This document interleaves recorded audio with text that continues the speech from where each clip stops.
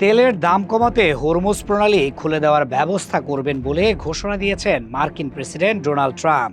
মধ্যপ্রাচ্যের চলমান উত্তেজনার কারণে বৈশ্বিক জ্বালানি বাজারে অস্থিরতা বাড়তে থাকায় সোমবার এক বিবৃতিতে এই পদক্ষেপের কথা জানান তিনি।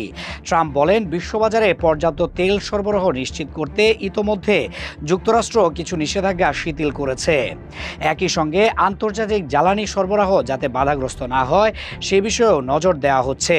তার মতে, তেলের বাজার স্থিতিশীল রাখা এখন যুক্তরাষ্ট্রের অন্যতম অগ্রাধিকার।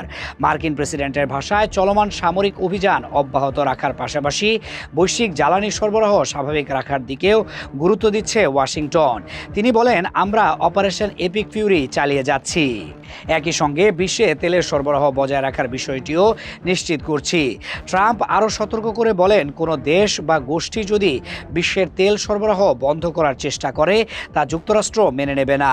বিশেষ করে ইরানের দিকে ইঙ্গিত করে তিনি বলেন, তেহরান যদি হরমুজ প্রণালী বন্ধ করার মতো পদক্ষেপ নেয় তাহলে তাদের বিরুদ্ধে আরও কঠোর সামরিক ব্যবস্থা নেওয়া হবে।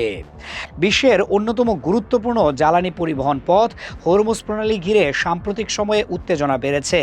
বিশ্বের উল্লেখযোগ্য অংশের অপরিশোধিত তেল এই সমুদ্র পথ দিয়ে পরিবাহিত হয়। ফলে এই পথ বন্ধ হয়ে গেলে বৈশ্বিক জ্বালানি বাজারে বড় ধরনের সংকট তৈরি হওয়ার আশঙ্কা রয়েছে। বিশ্লেষকদের মতে, হরমুজ প্রণালী খোলা রাখা শুধু মধ্যপ্রাচ্যের নয়, পুরো বিশ্বের জ্বালানি নিরাপত্তার জন্য অত্যন্ত গুরুত্বপূর্ণ। তাই এই অঞ্চলের যে কোনো সামরিক উত্তেজনা সরাসরি প্রভাব ফেলতে পারে বৈশ্বিক অর্থনীতি ও জ্বালানি বাজারে।